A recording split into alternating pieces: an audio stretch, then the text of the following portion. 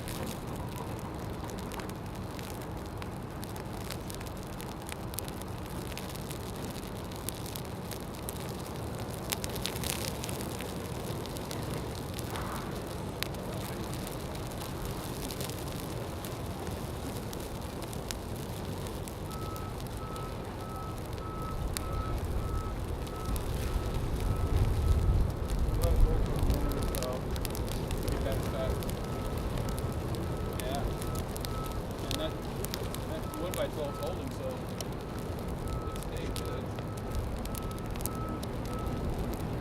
Not yet.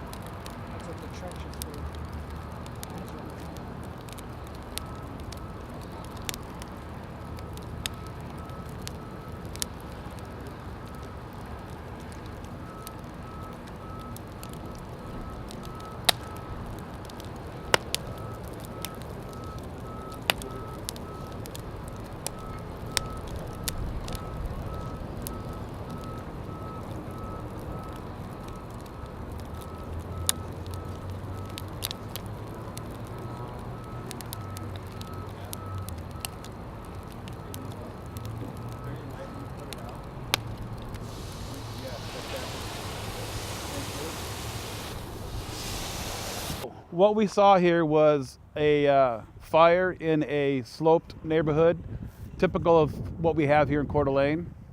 This is about a 39% slope. We had houses and other structures inside this area with the road going through. As fire burns uphill, it dries the fuels woods, shrubbery, grasses. On the upslope, which lowers the ignition temperature, which ignites it much quicker. What we did is we loaded this with a lot of fuel to show how fast fire will run uphill. It runs uphill faster than it does downhill. As those fuels are burning off, the heat is pushing uphill, igniting, like I said, structures, other vegetation on the upside. We did this to show the importance of keeping your property fuel-free. Reduce the fuels around your property. As the fire is rolling towards it, the theory is fire's eating, and if you have green fuels that don't burn as readily as the dry stuff, the fire's not going to have any food, and it's going to start to die down as it gets closer to your structure, saving your structure.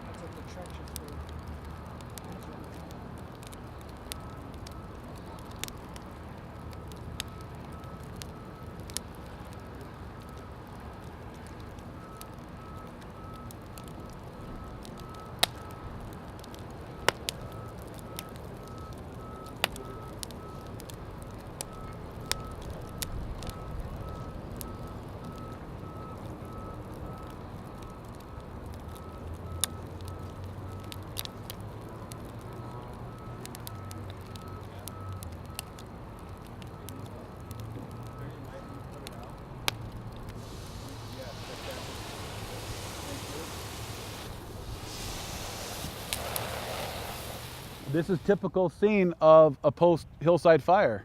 All the limbs and leaves and flowers are all burned off. All you got left are regular tree stumps. The houses, the structures are damaged quite extensively. And this is what typically a hillside forest fire looks like after it's put out, after the fires ran through. It looks pretty devastated. The importance of the recommendations from FireWise on fuel reduction and preparedness. So as we go into our summer months, the best thing that we can ask the public, if you live in this hillside or type of neighborhood, is to be prepared. Reduce your fuels around your property, and if for some chance fire were to happen, you are already be ready for it. And with our help and your fuel reduction and preparedness, we project a very good outcome.